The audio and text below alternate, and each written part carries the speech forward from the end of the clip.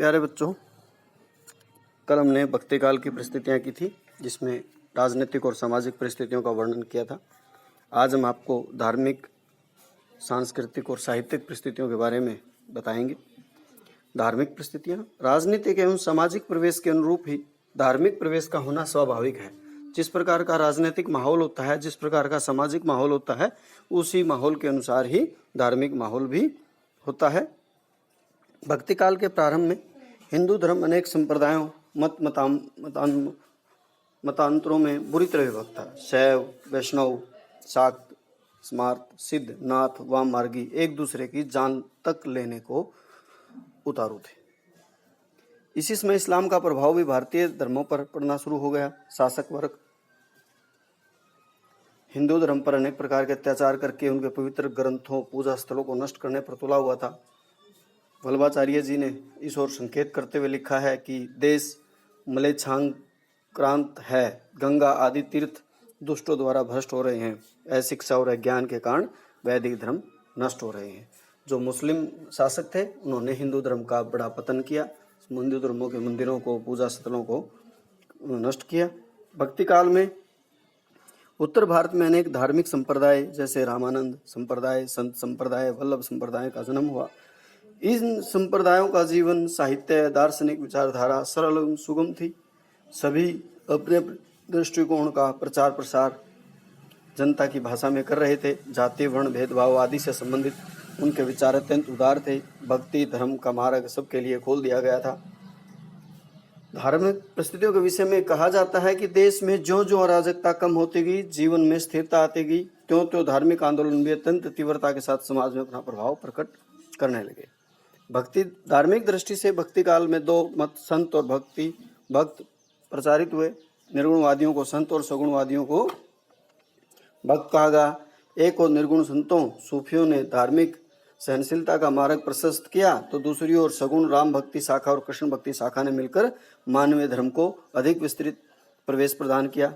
अतः सहज ही कहा जा सकता है कि इस काल में जहाँ अध्यात्मवादी दृष्टिकोण को आश्रय मिला, वहीं विशुद्ध मानवीय धर्म को भी बल प्राप्त हुआ।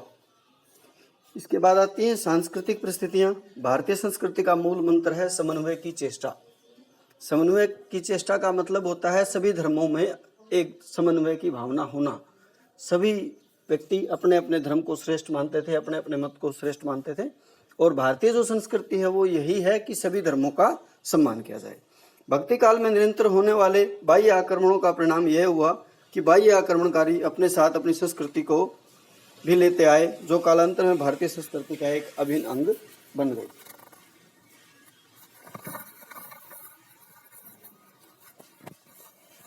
उसके बाद मध्यकालीन धर्म साधना में प्राय सभी पूर्ववर्ती प्रमुख धर्म साधनाएं किसी न किसी रूप में अवश्य पाई जाती हैं। इसमें शैव, शाक्त, भागवत, गणपत्य धर्म साधनाएं उल्लेखनीय हैं। विभिन्न धर्मों संप्रदायों के बीच अनेक उपधर्मों का बनना मध्यकाल की मानव विशेषता ही बन गई। धार्मिक क्षेत्र में समन्वयवर्ती का अनुगुज हमें तुलसी के शिवद्रोही ममदासा कहा, सो नरमोही सुपनेहु नहीं पावा में सहज ही सुनाई पड़ता है। कहने का भाव ये है कि तुलसीदास जी वैष्णव भगत थे, लेकिन उन्होंने कई जगहों पर शैव मत के भी समर्थन किया है, शिव की भी पूजा की है। राम द्वारा शिव जी की पूजा करते हुए दिखाया गया है। हिंदू मुस्लिम संस्कृति में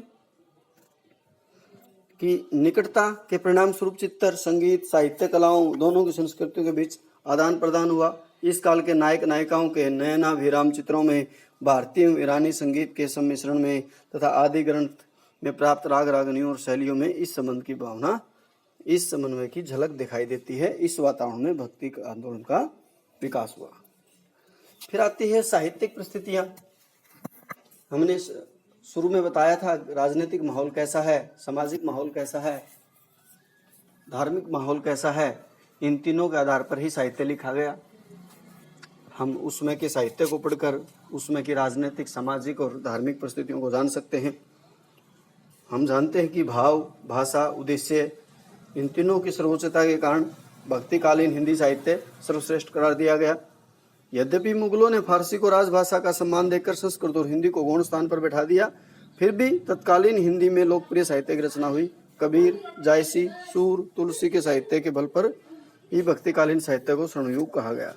भक्ति काल में संस्कृत में टीकाओं और व्याख्याओं की सृष्टि हुई, किसी मौलिक उद्भावना का जन्म नहीं हुआ। फारसी में अनेक इतिहास ग्रंथों, प्रचुर मात्रा में काव्य का निर्माण हुआ। संस्कृत के अनेक धार्मिक और ऐतिहासिक ग्रंथों का फारसी में अनुवाद हुआ। राजस्थानी वचनिकाओं और ब्रज भाषा की वार्ताओं, टीकाओं में गद्य का प्रयोग भी आरंभ हो चुका है, लेकिन यह गद्य प्रारंभिक महत्व का ही रहा। निसंदेह इस काल में भक्ति साहित्य ही रचा जाता रहा। शासक और राजाओं के दरबारों में प्रशस्ति, श्रृंगार, रति, नीति आदि से संबंधित मुक्तक और प्रबंध काव्य भी निर्मित नहीं हुए। भक्ति काल को यह गौण साहित्यिक प्रवृत्ति ही आगे चलकर रीतिकाल में मुखरित हुई।